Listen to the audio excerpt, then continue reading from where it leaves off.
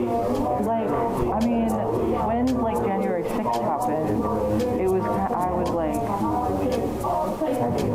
I heard like sort of say like, oh, you would support this if like leftists were doing this. Well, yeah, of course I would. They're going to make sure that, let's say, like, undocumented immigrants have less of a right to vote and people of color have a less of a right to vote, because if they have more power, then it threatens the hegemony of the people in power. King Jong Un was a freedom fighter. He taught me how to fight. Kim Jong Un is a revolutionary, actually, and he is someone we study. This is Sarah Stock for Rebel News. It's March 1st, 2024, and I'm reporting from Irvine United Congregationalist Church in Irvine, California. An event is taking place here tonight titled End Capitalism Before It Ends Us. It's a meetup for the self-described Marxist and Leninist Party for Socialism and Liberation, or PSL. Interestingly enough, this is taking place at a church when Marxism is inherently anti-religion. This event is being promoted as a campaign for presidential candidate Claudia de la Cruz and vice presidential hopeful Karina Garcia. Claudia is running against Cornel West and Jasmine Sherman in the March 5th primary. PSL candidates usually run as independent candidates or as third-party candidates and are attempting to run under the Peace and Freedom Party in this coming election. The PSL has some interesting policy positions, including stating that the U.S. sanctions on North Korea are unfair. Their website says that, quote, the 100 largest corporations in America should be seized from their billionaire owners and turned into public property owned by the working class that created their vast wealth in the first place, end quote. The party also supports non-citizen voting in Santa Ana, Orange County, an initiative proposed by the Santa Ana City Council in November of last year, which would allow 30% of the city's population that consists of illegal immigrants to vote in the 2028 city election. I'm curious to see what other insane ideas are championed at this meeting, but I really don't think these people would openly share what they truly believe with me if they knew that I was a journalist who holds conservative views. So I decided to go undercover.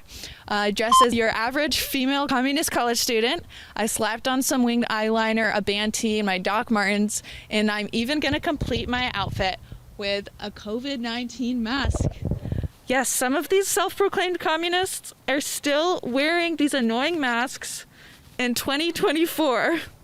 Let's go see what we can learn from the LA branch of the Party of Socialism and Liberation, and if they truly are as radical as their website makes them out to be. Okay, Che Guevara was a freedom fighter. He taught me how to fight.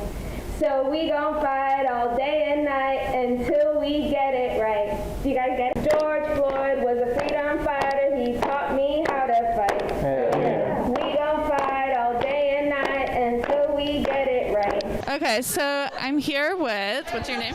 Juliana. Okay, and what's your position at this party? I'm the volunteer coordinator for the Claudia and Karina presidential campaign. We talked a lot about how these are all issues of who has the power. So as long as the people that have the power are motivated to make more and more profit, they're going to try to privatize education. They're going to make sure that, let's say, like, undocumented immigrants have less of a right to vote and people of color have a less of a right to vote, because if they have more power, then it threatens the hegemony of the people in power. So as long as, what we talked about is, as long as they have the power, all of these things are going to be left completely either ignored, denied, distorted, or unsolved completely. Hello, I'm Madhu from PSL. I'm currently a candidate. I just entered the party about maybe 4 months ago. During November. That's when I had recently entered the party, and now I'm helping with the Claudia Karina campaign. So the normalization of far-right rhetoric, I think that what I've seen so far is, like, I used to be, this is kind of silly, but I'm like a gamer. I like to play video games. I've seen it quite a bit in these online circles, and I think that, like, it's frustrating to see, like, a lot of young people kind of go into these alt-right circles because they don't have a place in the world, you know? Like, a lot of third spaces are being crowded out because it's not profitable. A lot of, community groups that don't have, like, a profit attached to it are being completely eliminated because it's not profitable. Everything that, you could do in creative like a creative vision, it's all being put into profit. It's just for the corporations over and over and over. And I think that like the right can like really capitalize on this. They like latch onto the people that are disenfranchised, have nothing to go forward with, and as a result, they end up like pulling in like tons of young people that are just like lost, you know. It's the right, the far right, they prey upon like the loneliness of people as opposed to really providing them with any safe outlets. And we talked about how if people have the power, we will be able to unleash the potential of society to, you know, make sure that everybody has a living wage, make sure that everybody has the democratic right to participate in elections, make sure that housing is planned based on human need and not based on housing being bought and sold as a commodity.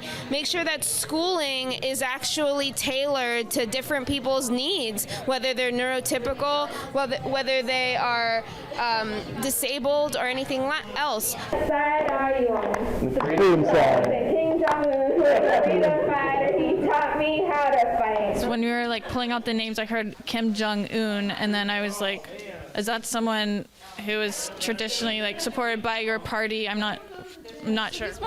Kim Jong Un is a revolutionary, actually, and he is someone we study. I think the thing is, like, when we study revolutionaries, we look at them because we want to see how they manage to change, like, a negative system into something that works for the workers. You know, like, this is about the workers. And honestly, North Korea is a really interesting thing to study. I don't even think I could speak on it, but, like, I'm also learning about that. I'm always in the process of understanding and trying to, I guess, decolonize my kind of understanding of world history, because I was taught from with a very U.S. imperialist perspective, you know, that we can only privilege and prioritize American kind of ideas.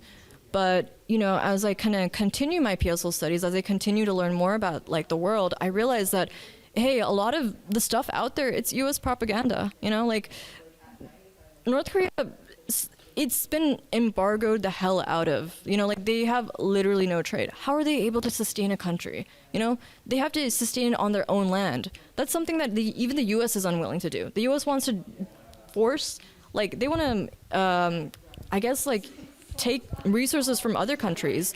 The fact that North Korea can like sustain itself is kind of impressive, kind of similar in the veins of like Cuba. But again, I do need to do my research, and I am always open to learning as a member of the PSL. Like, I mean, when like January 6th happened, it was I was like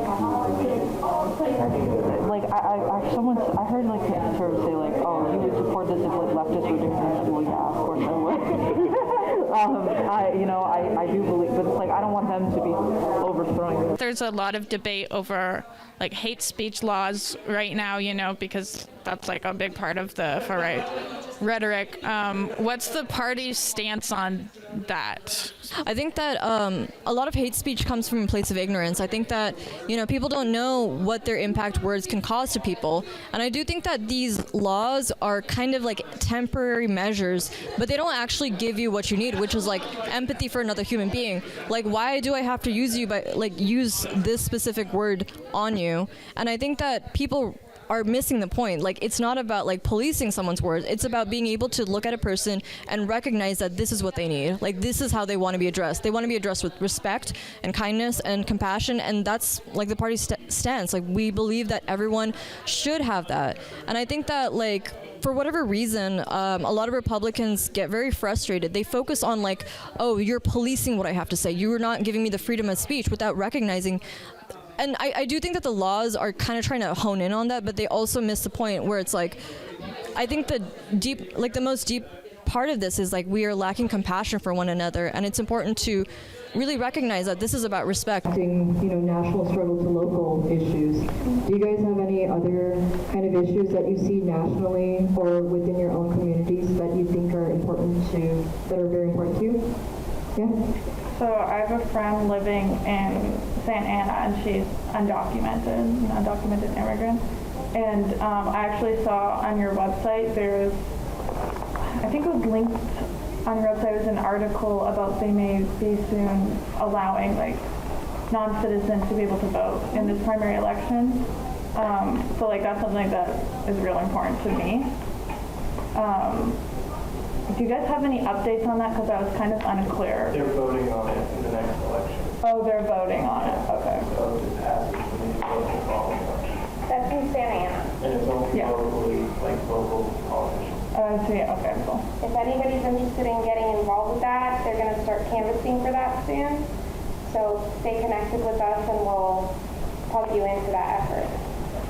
Does the party support like taking away tax breaks for churches? Because I know a lot of times churches don't have to pay taxes because they have a non-profit status. About that. That's a good question, though. Actually, I should ask about that. Like, I'm kind of curious now. Personally, my thing would be like, I'm sure that's going to be true, right? Like, why would one why would one organization be privileged over another, right?